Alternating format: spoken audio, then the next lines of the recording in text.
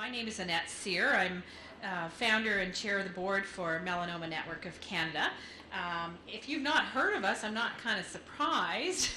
We're an organization that was founded back in 2009, and I founded the organization after my second diagnosis with melanoma. So, it was, I think I'll go into a little bit more detail about that, but just having said that, we're Canada-wide, but we still have only a very small staff, and I'm a full-time volunteer for the organization. So it takes a lot of energy to try to get the connections and word out across the country. It's a nonstop job for us. So I do appreciate you coming out here tonight. By way of introduction, we have Dr. Zinni Song here. Many of you will know Zinni as a patient here at the Ottawa Hospital, and also Caroline Andrews, who will be speaking on some of the mental health aspects of a cancer diagnosis. So we're so pleased to have both of them here join us. Again, to continue on a little bit about the network, I was originally diagnosed, I think, in 2000 now. It seems quite a while ago. So I'd like to say I'm still here, so that's a good thing from my perspective. I was originally diagnosed with a small little mole. It was itchy on my leg, very little small mole down on my ankle. I couldn't even see it. I think I remember asking my husband, is there something there? It's kind of bothering me. And he said, well, just go to a doctor. And I said, no, And then a year later, it was still itching. And I remember I was doing my MBA at the time, and I was rubbing my leg and going, something is there. And thought I'd go in and have a dermatologist have a look at it. Almost missed the appointment, so that was telling as well.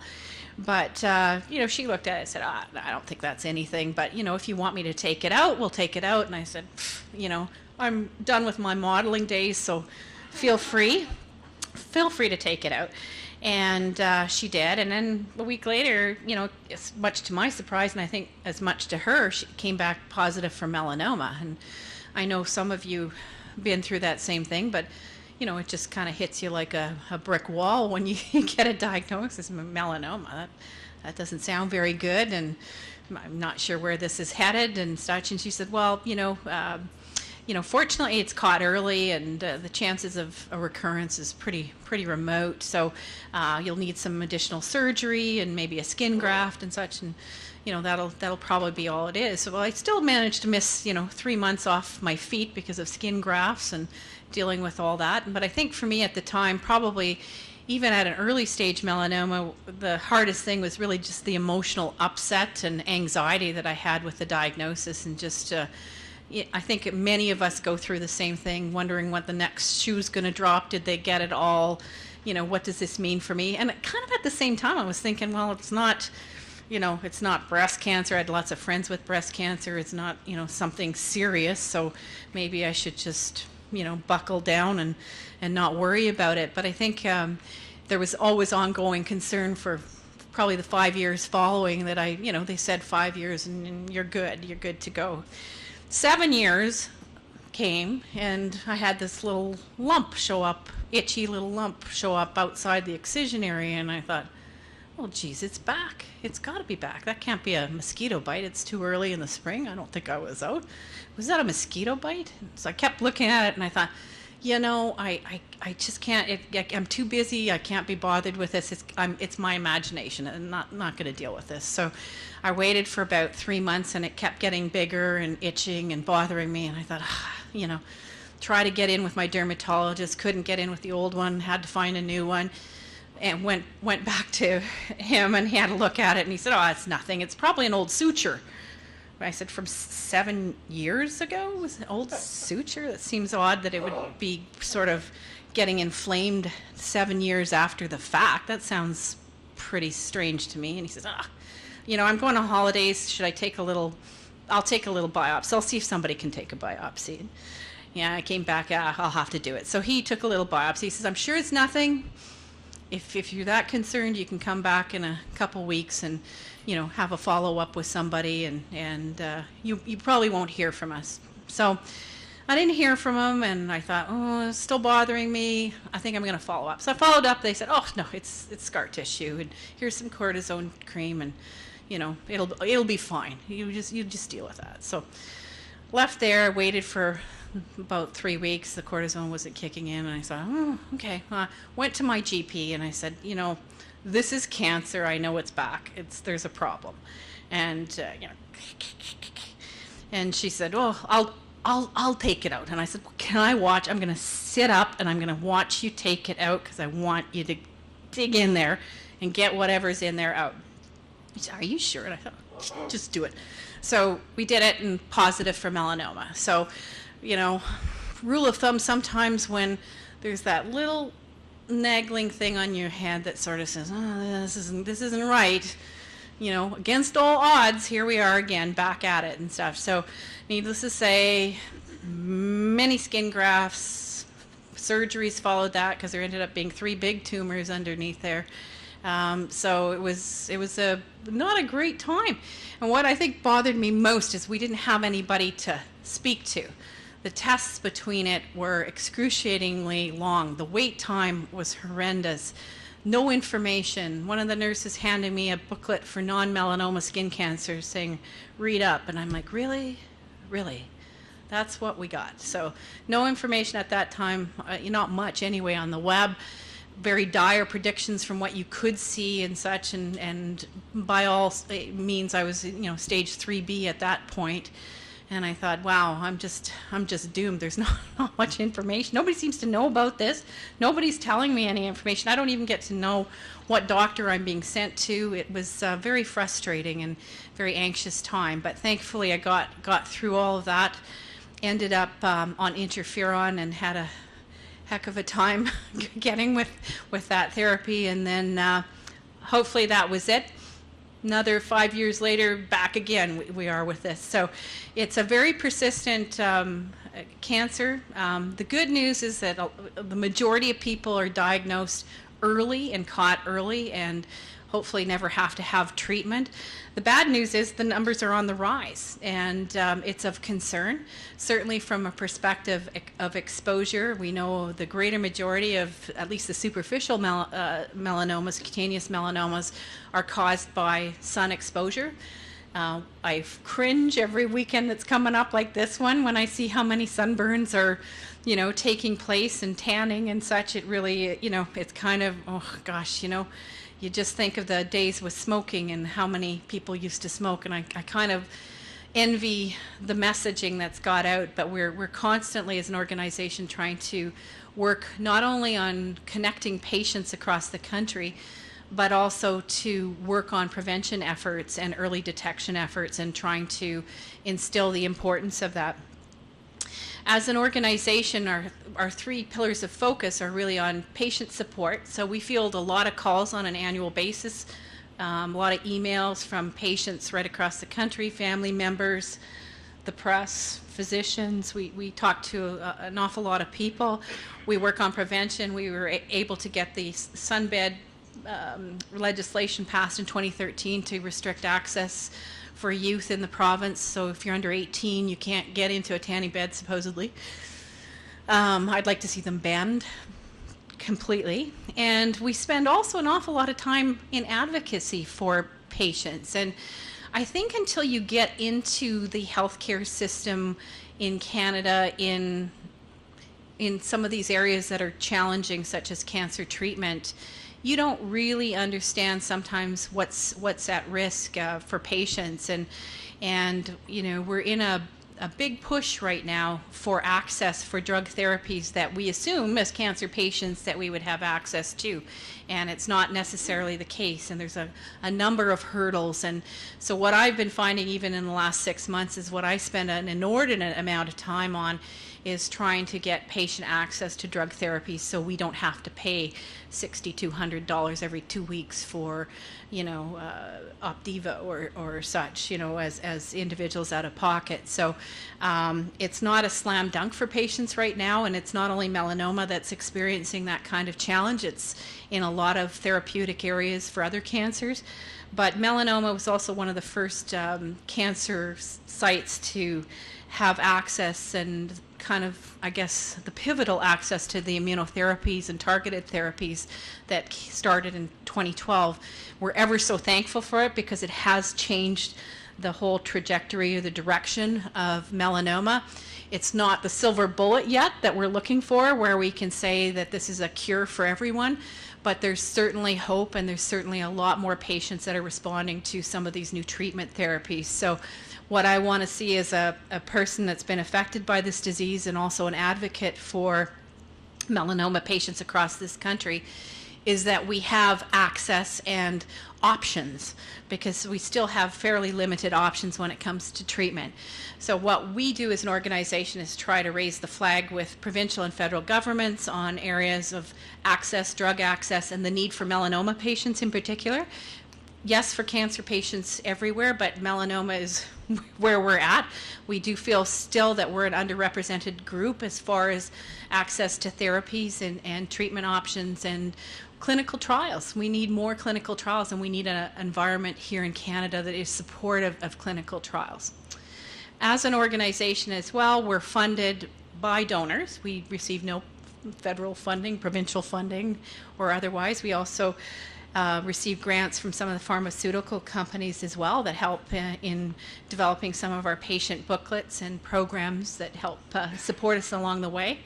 We've had, we're almost heading into 10 years now as an organization. So for those of you that haven't met us before, welcome, and hope you'll visit our website. I think it's one of the most robust websites in the world for melanoma therapies and treatments. We've got one of the best booklets out there. It's used at most of the hospitals for orientation for patients, and I'm hoping that they're giving them out at Ottawa as well.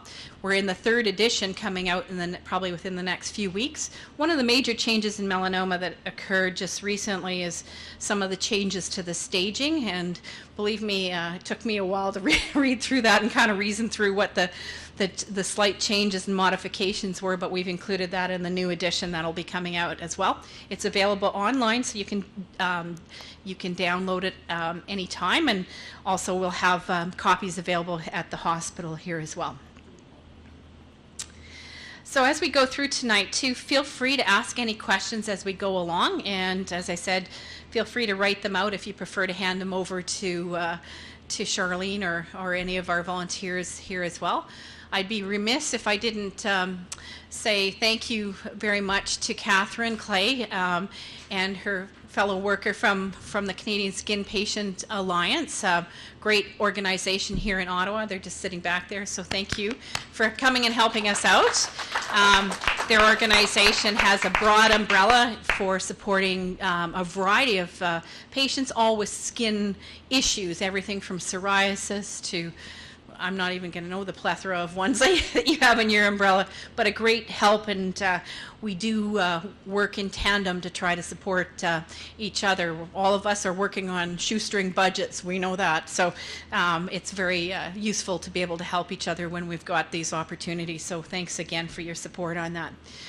And the one thing we also just want to reinforce for you here tonight, that you don't have to be alone in a diagnosis. And, you know, not only do the hospitals themselves offer usually social workers and support care people, but sometimes I think there's no better connection than speaking to another patient who's maybe been in your shoes. I know, again, for me, going through a diagnosis, I at the time thought I really was the only patient in Canada because I couldn't find anybody else, and I actually connected through the U.S. on some of their people down there to say, you know, what's going on, what's the standard of care, what can I expect, what's sort of the pathway that we follow, because there was nothing out there. And I was, you know, just waiting and waiting and waiting for appointments all the time. It just about drove me crazy. And I also am a type A personality, I'll confess right now. I like to drive my own bus, so I also like to, you know everything. I want to have the information at hand, and I want to know what my options are. So curious minds can sometimes be annoying, but they also result hopefully in some change and activation for this patient community. So we do have a lot of very, very excellent support services. Charlene Halley is here with me from Oakville in outside of Toronto, where our head office is located. and Charlene's got her master's in health promotion education. So she's also coordinating all the patient services. So peer-to-peer support is one of those areas that we're really, really proud of. We have the ability to link you up with patients across Canada that have had similar diagnosis and have been in your shoes and might be able to offer some insights in what they've gone through. And sometimes it's just nice to have an ear to be able to talk to and not have to, be in such a clinical environment all the time. So if you feel that that would be something that you would value, then, please reach out or send us an email and we'll be glad to connect you. We do have some support groups operating, but generally the larger centers are the ones that tend to have the masses of people that will come together and meet in different supportive environments. If that's something that people are interested in, please let us know and we'd be happy to look into that for you. Let's see what we got here. So we do a lot of calls. As I said, we get a lot of calls annually. We do these workshops across Canada in most of the major cancer centers that have the volume of patients with melanoma, and we're happy to be back here in Ottawa to assist with this. I mentioned already the peer-to-peer support. This is actually a program if you're interested in volunteering as well. We do have a program for caregivers and also for patients themselves. One of the often forgotten people are the caregivers, and I think they struggle in so many aspects on our behalf and not necessarily knowing sometimes what to say or what to do or how to make this better for us, and the stresses that they encounter sometimes just in time off work, shoveling us back and forth to appointments, trying to make life as normal as possible in some very trying circumstances. So my heart goes out to you, and my thanks go out to all those people that are caregivers as well. We do have peer support for caregivers, so if you're ever needing some avenue to talk, we have had so many calls recently from people who are also parents with a child diagnosed with melanoma. And, it's so saddening to see people in their 20s and 30s get diagnosed with this disease, because it really does, it's a change that one would never expect for that age group. And I think parents really struggle with that diagnosis and the worry that they might lose a child to this disease. So feel free to connect us and let people know of our organization and the supports that are out there as well. And I said prevention, so did I say prevention? Did I say sunscreen? Did I say hats and sunglasses? It's kind of crazy when you think of the damage that people are doing to their skin, and the opportunity that our frontline physicians have to make a difference in trying to tell people about the need for sun safety and for checking your skin. So we're certainly hoping that by the fall we'll be looking for some support and perhaps a public-private partnership with government to hopefully fund some sort of frontline education for physicians. They're already taxed, they already have busy lives and such, but as one gentleman back there said so eloquently, if somebody would have told me when I was younger what to look for, that I was a high-risk person for developing melanoma, I might have been checking, or I might have been doing things differently. And in many cases, this is one of those diseases that we can look to reduce the numbers by providing that type of education. So we're going to try to be all over that, because the numbers of this skin cancer are on the rise. The numbers of melanoma are one of the only two cancers which numbers are significantly statistically on the rise in the country. And it might be in part to our aging population, where the sins of our youth are kind of revisiting us in many ways. But we also know it's also very much attributed to our sun behaviors. So we'd like to see a comprehensive program right across the country that would help to address this kind of issue. So as I mentioned, we have tanning beds still. Love to see them banned. We might be looking to try to move that marker. We've got a lot of people that keep bugging us saying, when are we going to get those things banned? And I said, well, we get more people. We have a lot on our plates, but we're certainly open to trying to move that marker. There's certain countries, surprisingly, I think Brazil, New Zealand, and Australia have banned them completely, which is amazing, and will contribute to a healthier population once we realize that that's just crazy. And we also want to make sure, as I said, that family physicians and even some of our dermatologists might need a little refresher on how to spot these things. I know sometimes they're notoriously difficult to diagnose, but in many cases we get calls over and over again for people that, geez, they told me it was nothing. So, you know, there's opportunities there, and I think where there's an opportunity, we need to assess how we can make a difference. And you can make a difference as well. You can volunteer, you can help fund, you can help donate, you can come to our walk. We do a walk every year, and this is our 7th year coming up, I believe, in Ottawa, and there is a walk planned here. It's the 3rd Sunday in September. So we really encourage you to come out and let others know if you happen to be in clinic. And yes, sir. You do make sure everyone's covered on this walk, don't you? It's darn straight. You can bring an umbrella too. We try to schedule it early in the morning, and we got a lot of pushback from people saying that's too early. We thought about nighttime, but nobody wanted to do it at night. So but believe me, last fall was the hottest day in the whole year on our day of the walk. And it was funny because our sunscreen sponsor said, well, it's end of season. I don't know when anybody's going to use sunscreen. And I said, oh my God, we were dying out there. Seriously. So we did everything we could to make sure people had hats and, you know, lots of sunscreen available and water stations and sombreros. Sombreros would be best. See, they're smart down there. They know better, you know. Long sleeves. Long sleeves, absolutely, absolutely. So if we see you out there, which I hope we will, it helps to raise the profile of this disease, which helps to increase the awareness, which helps to increase the funding and research. So, you know, we all play a part in trying to make sure people pay attention to melanoma. So we can change behaviors, and we can stop melanoma, or at least have it detected early where it still can be curable in many instances. And thankfully for most people, you know, the majority of melanomas are caught at an early stage. Doesn't mean you're off the hook. It used to be a situation where, you know, they would say to us, oh, 5 years, you're good. No, once you had a melanoma diagnosed, you need to be seen by a dermatologist annually. And if you're not, you need to raise some cane so that you are seen by a dermatologist annually for life. But that being said, you're also your own best advocate as well. And I heard that a million times. But what it meant for me is I have to check. I found all 3 of my occurrences and recurrences and pushed ahead. So, you know, checking your skin monthly, whether it be the first Monday in the month or whatever date's going to resonate with you, checking your skin, have your partner, you know, check your back, or somebody that you trust, check the backs where you can't see.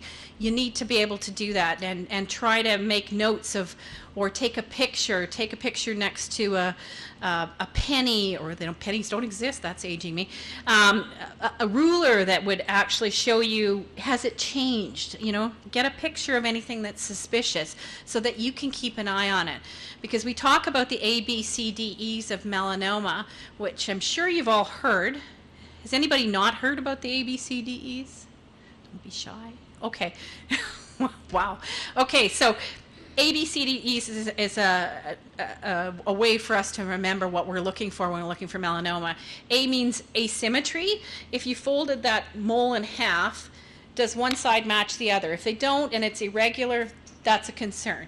B stands for border. If there's an irregular border around it, it's not nice and round and smooth. If it's irregular, scalloped, that's a concern. C stands for color. Melanomas can come in a variety of different colors. Some can actually be clear. They can be black, blue, red, pale pink, brown. So the more colors that are seen, if you see it around, the more concerning it might be. D stands for diameter. Sometimes the prevalence of having a large mole that's more than 6 millimeters, which is the size of the end of a pencil, can be of concern as well. And E stands for evolving or changing. So that's probably the biggest sign for anybody that has a potential melanoma. Is it evolving? Is it changing? Is it becoming larger? Is it bleeding? Is it itching? Those are telltale signs that something might be wrong. Not in every case, but those are some of the telltale signs.